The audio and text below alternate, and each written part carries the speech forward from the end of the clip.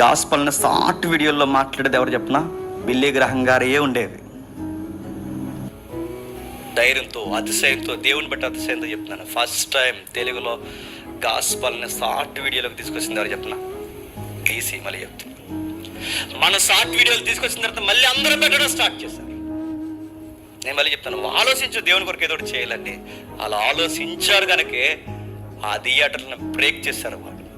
వాళ్ళు ఆలోచించారు కనుకే జననా మిషన్ వచ్చి అనేకుల్ని సొసైటీలోకి తీసుకొచ్చింది. వాళ్ళు ఆలోచించారు కనుకే నూతన వరవడి సమాజానికి నేర్పించారు. నువ్వు కూడా ఆలోచించు. నీ ఆలోచనకి మా ఆలోచన తోడైతే, మా ఆలోచనకి నీ ఆలోచన తోడైతే ఈ 60 ఏళ్ళు 70 ఏళ్ళు ఏదో ఒకటి మనం దేవుని కోసం చేయలేమా? అందుకే ఈ సోషల్ కల్చర్లో మనం నేర్చుకోవాల్సింది చెప్తున్నా. ఆ రోజు కల్చర్లో అపోస్తులు దేన్నైతే ఎదిరించి సువార్త ప్రకటించారో ఈరోజు మనం కూడా ఎదిరించాల్సిన బాధ్యత కొన్ని ఉన్నాయి. జనాలకి ఎంటర్టైన్మెంట్ ఇష్టమా? దేవుళ్ళలో కూడా ఆనందించే ఒక రోల్ ఉందన్న సంగతి నువ్వు చూపించు. వాక్యం వినడం ఒక ఆనందం, సువార్త మర్మాలు తెలుసుకోవడం ఒక ఆనందం. దేవుని కోసం అనేక విషయాలు, ఈ ఆనందాన్ని ప్రజలకు అలవర్చి ఎంత బ్యూటిఫుల్గా ప్రజెంటేషన్ ఇస్తే అడుగుతున్నాను. విననివాడెవడు, చూడనివాడెవడు, రానివాడెవడు, దేవుణ్ణి ఇష్టపడినవాడెవడు, చెప్పేలాగా ఎలా చెబితే బాగుంటుందో ఆలోచించు.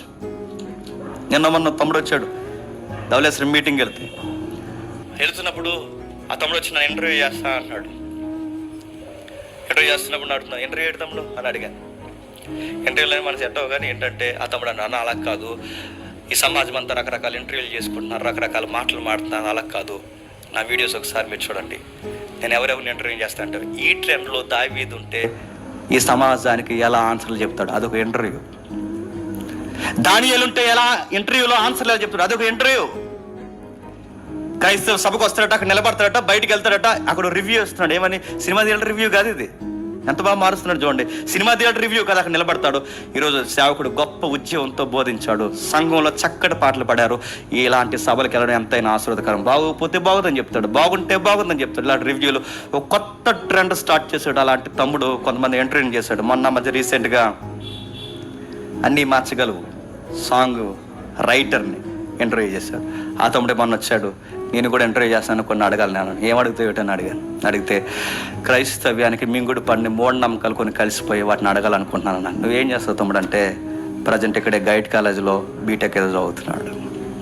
అర్థం చెయ్యాలని తప్పని నీకు ఉండాలి తప్ప ఈ ట్రెండ్ను సువార్తకి ఎలాగైనా చెప్పండి ఉపయోగించవచ్చు.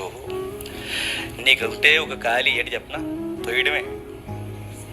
చెప్పండి, నీ ఏలరిగిపోవాలి తప్ప రీల్ అవుతుందో చెప్పండి, తొయ్యడమే. ఈ నేర్చుకున్నావు అడుగుతున్నా. అదే రీల్ నువ్వెందుకు చేయకూడదు, అదే టెక్నాలజీ నువ్వెందుకు వాడకూడదు, నీ దేవుడికి మహిమార్థం ఎందుకు మార్చు. అందుకే పౌలు గారు వాళ్ళ యొక్క కళాఖండాలని, వాళ్ళ కళా వేదికల్ని బలిత్యాగాలుగా మార్చుకున్నారు. వాళ్ళ వైలెన్స్ని సువార్తకి త్యాగాలుగా మలిచేసుకున్నారు.